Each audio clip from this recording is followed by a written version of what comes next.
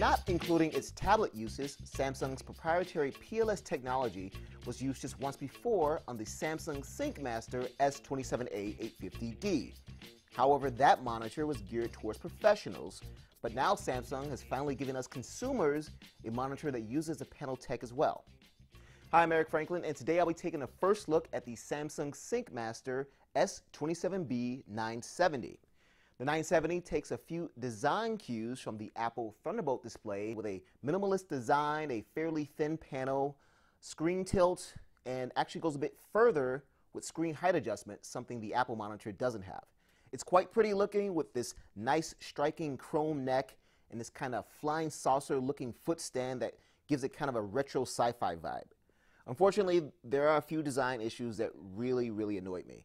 First off, there's no swivel feature. Now, the Thunderbolt monitor didn't have swivel either, but at least you could easily slide it around. But with the rubber on the bottom here, it's really hard to slide it. Second, the DisplayPort input is embedded too far into the footstand.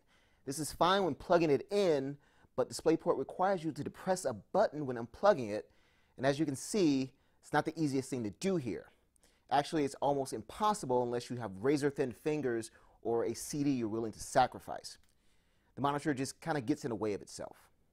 Finally, the cover of the footstand can easily be pulled off from the front like this. It's just not what I expect from a monitor that costs $1,200. Now, this is a pre-production model, so there's still a chance that some of this will change before release, so I'm still holding out hope that I'll see some improvements by the time the actual release version comes in. Other than those annoyances, I really don't have any complaints so far. In addition to DisplayPort, it has HDMI, DVI, a USB upstream port, and on the side here, 2 USB downstream ports.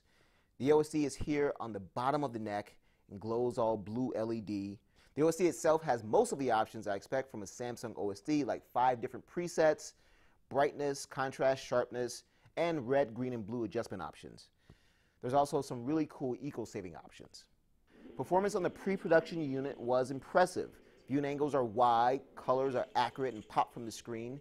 Movies look good with no sense of any color tint problems, and games especially look amazing running at that crazy XHD resolution. The $1,200 price will definitely give some people pause.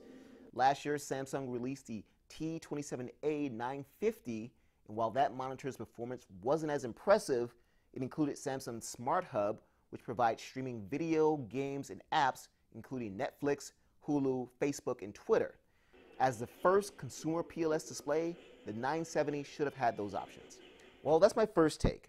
Look for a full written review with a final verdict in the weeks to come. Once again, I'm Eric Franklin, and this has been the first look at the Samsung SyncMaster S27B970.